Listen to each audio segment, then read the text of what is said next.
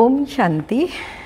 14/8/2024 के साकार अनमोल धारणा युक्त ईश्वरीय महावाक्य हैं। मीठे बच्चे, तुम्हारा अनादि नाता भाई भाई का है। तुम साकार में भाई बहन हो, इसलिए तुम्हारी कभी क्रिमिनल दृष्टि जा नहीं सकती। क्वेश्चन, विजयी अष्टरत्न कौन बनते हैं, उनकी वैल्यू क्या है? आंसर है, जिनकी मनसा में क्रिमिनल ख्यालात नहीं रहते, पूरी सिविल आई हो, वही अष्टरत्न बनते हैं, अर्थात कर्मातीत अवस्था को पाते हैं। उनकी इतनी अधिक वैल्यू होती है, जो किसी पर कभी ग्रहचारी बैठती है तो उसे अष्टरत्न की अंगूठी पहनाते हैं। समझते हैं इससे ग्रहचारी उतर जाएगी। अष्टरत्न बनने वाले दूरंदेशी बुद्धि होने के कारण भाई भाई की स्मृति में निरंतर रहते हैं। ओम शांति। रूहानी बच्चे जानते हैं उनका नाम क्या है? ब्राह्मण।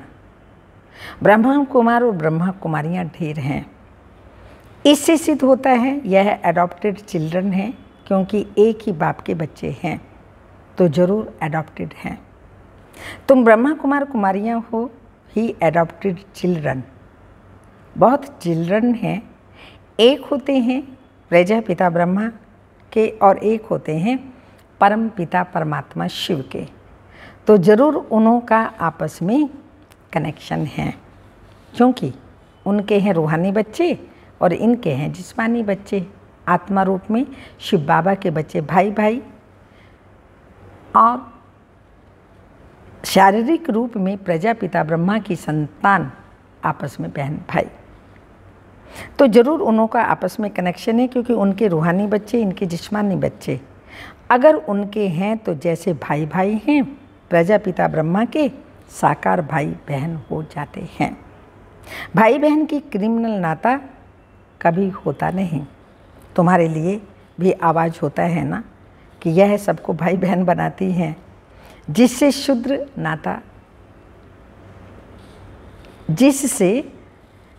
नाता रहे, क्रिमिनल दृष्टि ना जाए। सिर्फ इस समय के लिए यह दृष्टि पड़ जाने से फिर भविष्य कभी क्रिमिनल दृष्टि नहीं पड़ेगी। ऐसे नहीं कि वहाँ बहन भाई समझते हैं, वहाँ तो जैसे महाराजा महारानी होते हैं वैसे ही होते हैं। अब तुम बच्चे जानते हो हम पुरुषोत्तम संगम युग पर हैं और हम सब भाई बहन हैं। प्रजापिता ब्रह्मा नाम तो है ना, प्रजापिता ब्रह्मा कब हुआ था ये पुरानी दुनिया को पता नहीं।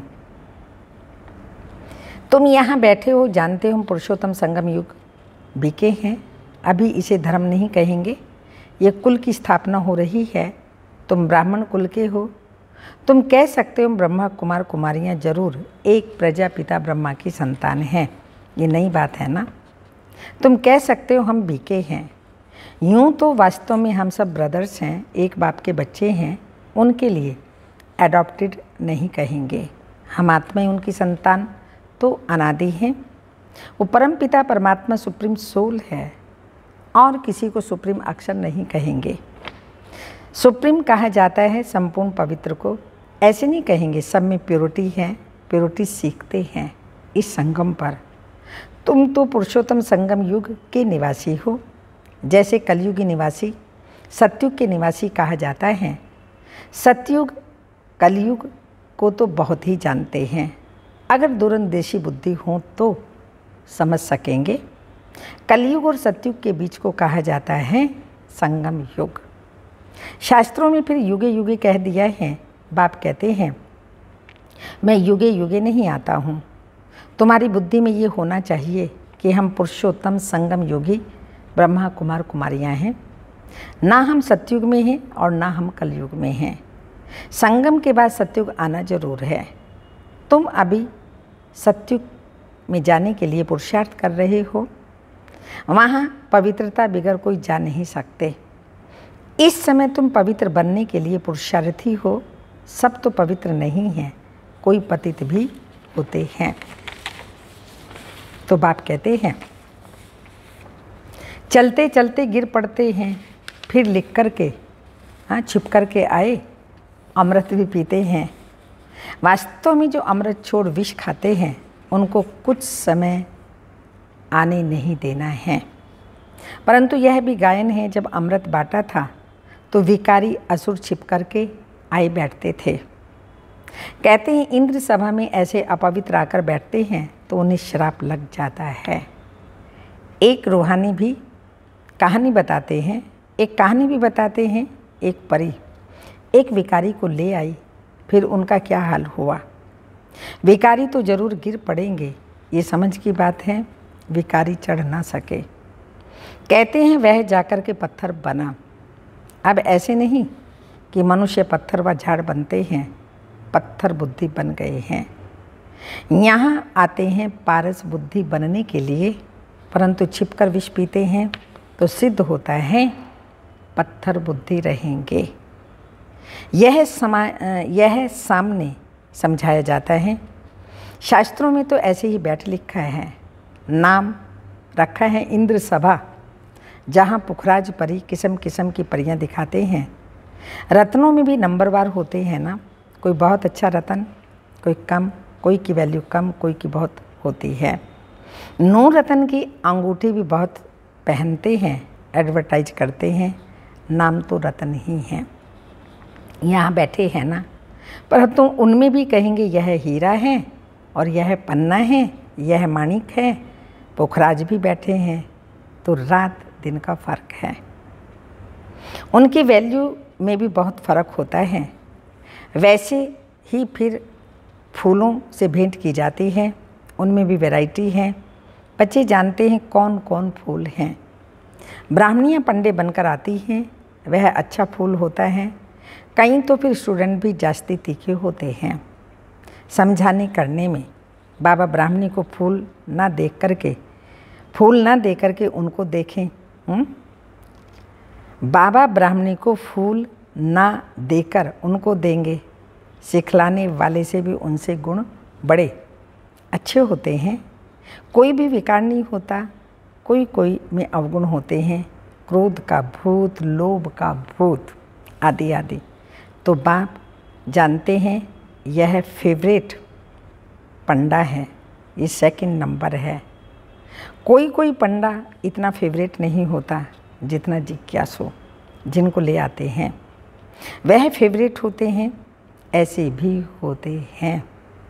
सिखलाने वाला माया के चंबे में आकर विकार में चले जाते हैं। ऐसे हैं, बहुतों को दूबन से निकालते और खुद फंस मरते हैं। माया बड़ी ज़बरदस्त है, बच्चे भी समझते हैं। क्रिमिनल आई बहुत धोखा देती है। जब तक क्रिमिनल आई है तो भाई बहन का जो डायरेक्शन मिला है वह भी नहीं चल सकता। सिविल आई बदल कर क्रिमिनल आई बन जाती है। जब क्रिमिनल आई टूट कर पक्की सिविल आई बन जाती तो उसको कहा जाता है कर्मातीत अवस्था। इतनी अपनी जांच करनी है हम बच्चों को, अपनी इतनी कोई है गहरी जांच करनी है। इकट्ठे रहते हुए विकार की दृष्टि ना जाए। यहाँ तुम भाई बहन बनते हो, ज्ञान तलवार बीच में है। हमको तो पवित्र रहने की पक्की प्रतिज्ञा करनी है। परंतु लिखते हैं बाबा कशिश होती है, वो अवस्था अजून पक्की नहीं हुई। पुरुषार्थ करते रहते हैं, वह भी ना हो, ये दृष्टि भी ना जाए, ये पक्का करना है। एकदम सिविलाइज जब बन जाए तभी विजय पा सकते हैं। अवस्था ऐसी चाहिए जो कोई विकारी संकल्प भी ना उठे। इसको ही कर्मातीत अवस्था कहा जाता है। मंजिल है, कितनी वंडरफुल माला बनती है। 8 रत्न की भी माला होती है। बच्चे तो ढेर के ढेर हैं। सूर्यवंशी चंद्रवंशी घराना यहाँ स्थापन होता है। उन सबको मिलाकर फुल पास स्कॉलरशिप लेने वाले 8 रत्न निकलते हैं। बीच में फिर उन्हों को रत्न बनाने वाला हीरा शिव डालते हैं। जिसने ऐसे रत्न बनाए, ग्रहचारी बैठती है तो भी 8 रत्न की अंगूठी पहनते हैं। इस समय भारत पर राहु की ग्रहचारी है, पहले थी वृक्षपति की, अर्थात बृहस्पति की दशा। तुम सत्युगी देवी देवताएं विश्व पर राज्य करते हो। फिर राहु की दशा बैठ गई। अभी तुम जानते हो हमारे ऊपर बृहस्पति की दशा थी, नाम है वृक्षपति, शॉर्ट में बृहस्पति कहा जाता है। हमारे पर बरोबर बृहस्पति की दशा थी जबकि हम विश्व के मालिक थे। अभी राहु की दशा बैठी है जो हम कोड़ी मिसल बन पड़े हैं। यह तो हर एक समझ सकते हैं, पूछने की बात ही नहीं। गुरुओं आदि से पूछते हैं इस इम्तिहान में पास होंगे, यहाँ भी बाबा से पूछते हैं हम पास होंगे। कहता हूँ अंदर ऐसा पुरुषार्थ से चलते रहें तो क्यों नहीं पास होंगे, परंतु माया बड़ी प्रबल है, तूफान में ला देगी। इस समय तो ठीक है, आगे चल तूफान बहुत आए तो। अभी तुम युद्ध के मैदान में हो, फिर हम गारंटी कैसे कर सकते हैं। आगे माला बनाते थे जिनको 2-3 नंबर में रखते थे, वह है नहीं, एकदम कांटा बन गए। तो बाप ने कहा ब्राह्मणी की माला बन नहीं सकती। युद्ध के मैदान में है ना, आज ब्राह्मण कल शूद्र बन जाएंगे। विकार में गया गोया शूद्र बना। राहु की दशा बैठ गई, बृहस्पति की दशा के लिए पुरुषार्थ करते थे, वृक्षपति पढ़ाते थे। चलते चलते माया का थप्पड़ लगा, फिर राहु की दशा बैठ गई, ट्रेटर बन पड़ते हैं। ऐसे सब जगह होते हैं। एक राजाई से निकल दूसरी राजाई में जाकर शरण लेते हैं, फिर वह लोग भी देखते हैं ये हमारे काम का है तो शरण दे देते हैं। ऐसे बहुत सेंट्रेटर बनते हैं, एरोप्लेन सहित जाकर के दूसरी राजाई में बैठते हैं, फिर वो लोग एरोप्लेन वापस कर देते हैं, उनको शरण दे देते हैं। एरोप्लेन को थोड़ी शरण देते हैं, वो तो उनकी प्रॉपर्टी है ना, उनकी चीज़ उनको वापस कर देते हैं। बाकी मनुष्य को शरण देते हैं। अभी तुम बच्चे शरण आए हो, बाप के पास चलते हो, कहते हो हमारी लाज रखो। द्रौपदी ने पुकारा कि हमको यह नंगन करते हैं, पतित होने से बचाओ। सतयुग में कभी नंगन नहीं होते, उनको तो कहते हैं संपूर्ण निर्विकारी। छोटे बच्चे तो होते ही हैं निर्विकारी। यह ग्रस्त व्यवहार में रहते संपूर्ण निर्विकारी रहते हैं, भले स्त्री पुरुष साथ में रहते तो भी निर्विकारी रहते हैं। इसलिए कहते हैं हम नर से नारायण, नारी से श्री लक्ष्मी बन रहे हैं। नारी से श्री लक्ष्मी बनते हैं। वहाँ पर ये ग्रस्त व्यवहार में रहते संपूर्ण निर्विकारी रहते हैं, बल स्त्री पुरुष साथ रहते हैं तो भी निर्विकारी रहते हैं। इसलिए कहते हैं हम नर से नारायण, नारी से लक्ष्मी बन रहे हैं। वह है निर्विकारी दुनिया, वहाँ रावण नहीं, उनको कहा जाता है राम राज्य। राम शिव बाबा को कहा जाता है। राम नाम जपने का अर्थ ही है बाप को याद करना। राम राम जब कहते हैं तो बुद्धि में निराकार ही रहता है। राम राम कहते हैं सीता को छोड़ देते हैं, वैसे श्री कृष्ण का नाम लेते हैं, राधे को छोड़ देते हैं। यहाँ तो बाप एक ही है। वह कहते हैं माँ में कम याद करो। श्री कृष्ण को पतित पावन नहीं कहेंगे। छोटेपन में राधे कृष्ण भाई बहन भी नहीं थे, अलग अलग राजाई के थे। बच्चे तो होते ही हैं शुद्ध। बाबा भी कहते हैं बच्चे तुम फूल हैं, उनमें विकार की दृष्टि नहीं होती।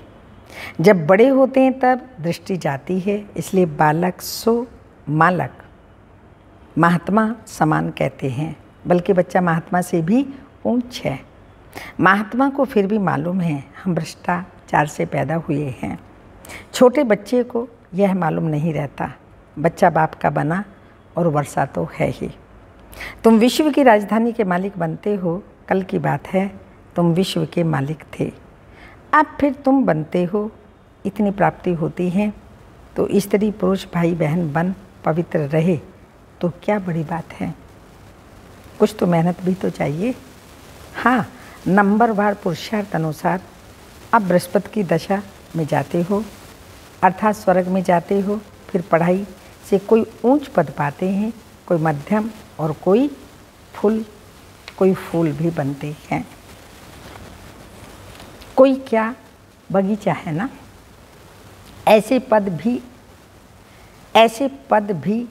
ऐसे ही लेंगे, जैसा पुरुषार्थ करेंगे, पढ़ाई पढ़ेंगे, पद भी ऐसा ही लेंगे। पुरुषार्थ खूब करना है ऐसा फूल बनने के लिए, इसलिए बाबा फूल ले आते हैं बच्चों को दिखाने के लिए। बगीचे में तो अनेक प्रकार के फूल होते हैं। सत्युग है ही फूलों का बगीचा और यह है कांटों का जंगल। अभी तुम कांटों से फूल बनने का पुरुषार्थ कर रहे हो, एक दो को कांटा मारने से बचने का पुरुषार्थ कर रहे हो। तो जो जितना पुरुषार्थ करेंगे उतना जीत पाएंगे। मूल बात है काम पर जीत पाने की, जिससे ही जगत जीत बनेंगे। ये तो बच्चों पर रहा, जवानों को बहुत मेहनत करनी पड़ती है, बूढ़ों को कम। वानप्रस्थ अवस्था वालों को और भी, बच्चों को फिर बहुत कम। तुम जानते हो हमको विश्व के बादशाही की प्रॉपर्टी मिलती है, उसके लिए एक जन्म पवित्र रहें तो क्या हर्जा है। उसको कहा जाता है बाल ब्रह्मचारी। अंत तक पवित्र रहते हैं, जो पवित्र बने हैं उनको बाप की कशिश होती है। बच्चों को छोटेपन से ही ज्ञान मिलता जाए तो बच सकते हैं। छोटे बच्चे अबोध होते हैं, परंतु फिर बाहर स्कूल आदि में संग का रंग लग जाता है। संग तारे को सूंघ डबोए। बाप कहते हैं हम तुमको पार ले जाते हैं शिवालय में। सतयुग में बिल्कुल नई दुनिया, बहुत थोड़े मनुष्य रहते हैं, फिर वृद्धि को पाते हैं। वहाँ तो बहुत थोड़े देवता ही रहते हैं, तो नई दुनिया में जाने का पुरुषार्थ करना है। अच्छा, मीठे मीठे सिक्की लदे बच्चों प्रति माता पिता बाप दादा का याद प्यार। Good morning, diamond morning. रूहानी बाप की रूहानी बच्चों को नमस्ते। हम रूहानी बच्चों की रूहानी माता पिता बाप दादा को याद प्यार। Good morning, diamond morning.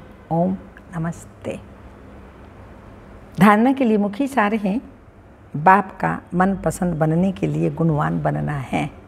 बाप का मन पसंद बनने के लिए गुणवान बनना है।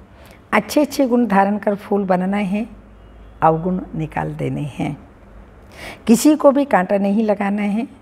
सेकंड पॉइंट, फुल पास होने व स्कॉलरशिप लेने के लिए ऐसी अवस्था बनानी जो कुछ भी याद ना आए, पूरी सिविलाइज बन जाए, सदा बृहस्पति की दशा बनी रहे। वरदान, ब्राह्मण जीवन में सर्व खजानों को सफल कर सदा प्राप्ति संपन्न बनने वाले संतुष्ट मणि भव। ब्राह्मण जीवन का सबसे बड़े से बड़ा खजाना संतुष्ट रहना है। जहाँ सर्व प्राप्ति है वहाँ संतुष्टता है, और जहाँ संतुष्टता है वहाँ सब कुछ है।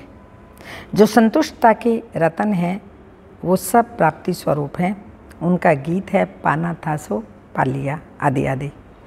ऐसी सर्व प्राप्ति संपन्न बनने की विधि है मिले हुए सर्व खजानों को यूज करना, क्योंकि जितना सफल करेंगे उतना खजाने बढ़ते जाएंगे।